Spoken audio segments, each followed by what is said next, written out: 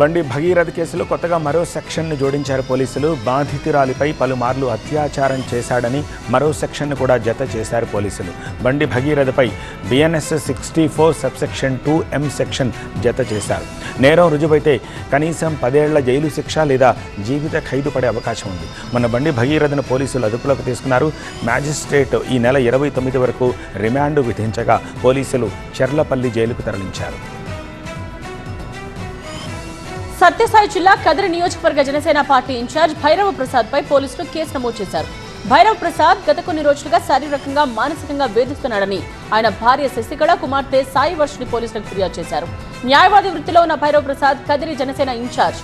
అయితే ఆయన భార్య శశికళ తలపై రాడ్తో కొట్టి దాడి చేశాడు భైరవ ప్రసాద్. అడ్డొచ్చిన కుమార్తె సాయి వర్షినిపై కూడా దాడి చేశాడు.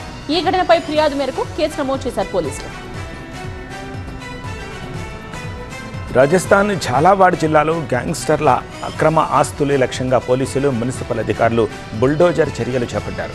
భవానీ మండి, సునేల్ ప్రాంతాల్లో గ్యాంగ్ వార్ హత్యలు సహా పలు నేరాల్లో ఆరోపణలు ఎదుర్కొంటూ ఉన్న ఖేరు గుర్జర్, అతని సోదరుడు బల్లు గుర్జర్, అర్జున్ గుర్జర్ల అక్రమ ఆస్తులను అధికారులు ధ్వంసం చేశారు. PWD మున్సిపాలిటీ భూములను ఆక్రమించి నిర్మించిన 4 అక్రమ దుకాణాలు, 2 విలాసవంతమైన భవనాలను బుల్డోజర్లతో నేలమట్టం చేసి ప్రభుత్వ భూమిని స్వాధీనం చేసుకున్నారు.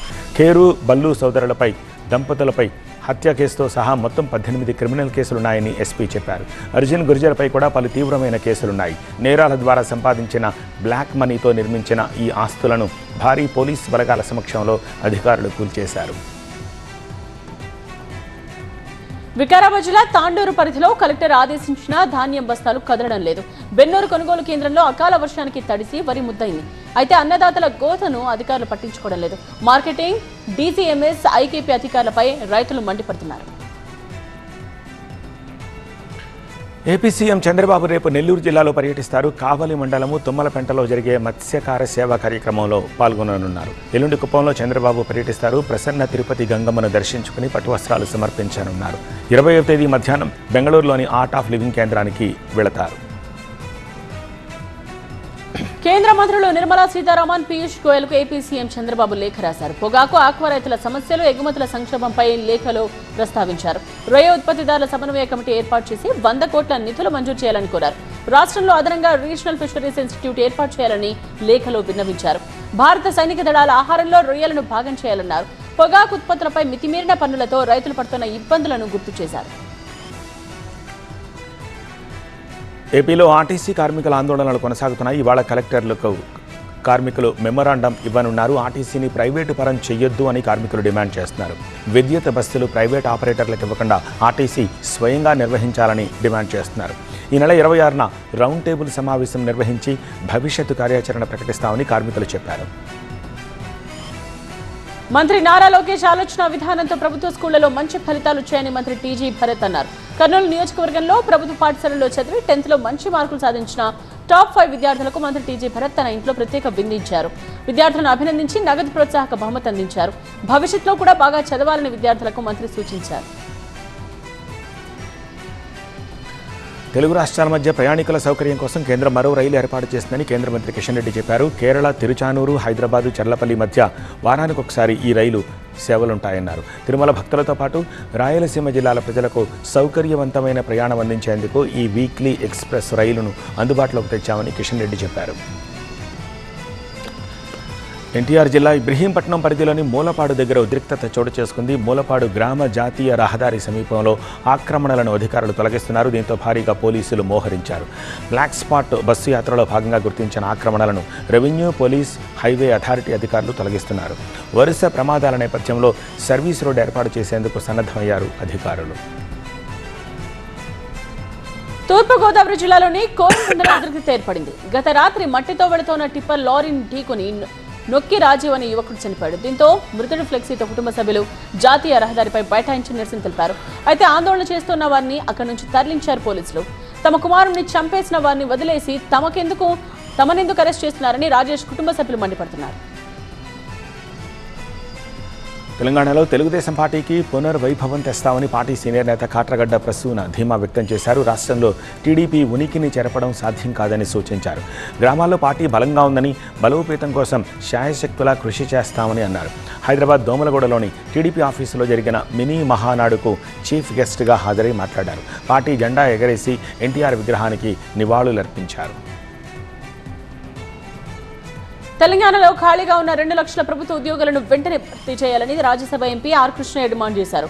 బషీర్బాగ్ చౌరస్తాలో బీసీ సంక్షేమ సంఘం ఆధ్వర్యంలో జరిగిన నిరుద్యోగుల ర్యాలీకి మద్దతు పలికారు. ఎన్నికల్లో ఇచ్చిన హామీ మేరకు ఉద్యోగాలు భర్తీ చేయాలన్నారు. తక్షణమే ఉద్యోగాల భర్తీ చేపట్టకపోతే ప్రభుత్వం నిరుద్యోగుల ఆహ్లాజ్వాలకు బలికాక తప్పదని హెచ్చరించారు. ఇవాళ తెలంగాణలోని 7 జిల్లాలకు రెడ్ అలర్ట్ జారీ అయింది. ఆదిలాబాద్, కొమరంభీం, జగిత్యాల, సిరిసిల్ల, నిర్మల్, మంచిర్యాల, నిజామాబాద్ జిల్లాల్లో 45 డిగ్రీలకు పైగా ఉష్ణోగ్రతలు నమోదయ్యే అవకాశం ఉందని ఐఎండీ వార్నింగ్ ఇచ్చింది. మధ్యాహ్నం ప్రజలు బయటకు రావద్దని హెచ్చరించింది. 4 రోజుల పాటు ప్రజలు అప్రమత్తంగా ఉండాలని వాతావరణ శాఖ సూచించింది. రాముడు వనవాసం చేసిన పర్ణశాల దగ్గర రాముడిని దర్శించుకునేందుకు వచ్చిన భక్తులు ఆలయానికి వెళ్లే దారి లేక అష్టకష్టాలు పడుతున్నారు. ఆలయానికి వెళ్లే ప్రధాన రహదారిపై వ్యాపారుల బొమ్మల దుకాణాలు ఆక్రమించడంతో పర్ణశాలలోని ఆహ్లాదకరమైన గోదావరి నదీ తీరం కనిపించకుండా భక్తులు పుణ్యస్నానాలు చేసేందుకు వెళ్లే దారి లేకుండా పోయింది. రామాయణంలోని ప్రధాన ఘట్టాలను తిలకించేందుకు వచ్చిన భక్తులకు సౌకర్యాలు కల్పించాల్సిన అధికారులు అడ్రస్ లేకపోవడంతో భక్తులు పడుతోన్న బాధలను సీతమ్మకు మొరపెట్టుకుంటున్నారు భక్తులు. గ్రామంలో ఏదైనా అత్యవసర పరిస్థితి వస్తే అంబులెన్స్ కానీ ఫైర్ ఇంజన్ కానీ వచ్చే పరిస్థితి లేకుండా పోటీలు పడి మరీ రహదారిని ఆక్రమించేస్తూ 100 షాపులు పెడుతున్నారు. దీనిపై అధికారులు పట్టించుకోకపోవడంతో స్థానికులు ఆగ్రహం వ్యక్తం చేస్తున్నారు. లక్నోలో ఒక అనుమానాస్పద పెట్టెను పోలీసులు స్వాధీనం చేసుకున్నారు. ఛప్రా నుంచి గోమతీ నగర్ వెళ్లే ఒక రైలులోని స్లీపర్ కోచ్లో ఉన్న పెట్టెను పోలీసులు స్వాధీనం చేసుకున్నారు. పెట్టెలో తల వేరు చేయబడ్డ ఒక మృతదేహం ముండంను లక్నో రైల్వే పోలీసులు గుర్తించారు. ప్రధాని మోదీ విజ్ఞప్తి, అంతర్జాతీయ పరిస్థితుల నేపథ్యంలో ఢిల్లీ పోలీస్ శాఖ అనవసర ఖర్చులకు కళ్లెం వేస్తోంది. ఇంధన పొదుపుపై ఢిల్లీ పోలీస్ కమిషనర్ కీలక ఆదేశాలు ఇస్తూ ప్రభుత్వ వాహనాల వినియోగంపై కొత్త నిబంధనలు జారీ చేశారు. పోలీస్ శాఖలో కారు పోలింగ్ తప్పనిసరి చేశారు. ఒకే కోర్టు లేదా ఆఫీస్కి వెళ్లే అధికారులు ఒకే వాహనం వాడాలన్న నిబంధన విధించారు. వీఐపీ కాన్వాయ్లో వాహనాల సంఖ్యను తగ్గిస్తున్నారు. ధరల పెరుగుదలపై దాడిని ఉధృతం చేసింది కాంగ్రెస్. కేంద్రం తీరు వల్లే దేశంలో ద్రవ్యోల్బణం పెరుగుతోందని మండిపడ్డారు ఏఐసీసీ అధ్యక్షుడు ఖర్గే. బీజేపీ ప్రభుత్వానికి మోదీకి దూరదృష్టి లేదన్నారు. సామాన్యులపై ధరల భారం పడితే 5 రాష్ట్రాల ఎన్నికల్లో ఓటమి తప్పదని మోదీ గ్రహించారని, అందుకే ఎన్నికలు పూర్తయ్యేంత వరకు నిజాలను దాచిపెట్టారన్నారు. ఇప్పుడు ఎన్నికలు పూర్తి కాగానే ధరలు పెంచారని ఖర్గే ఆగ్రహం వ్యక్తం చేశారు.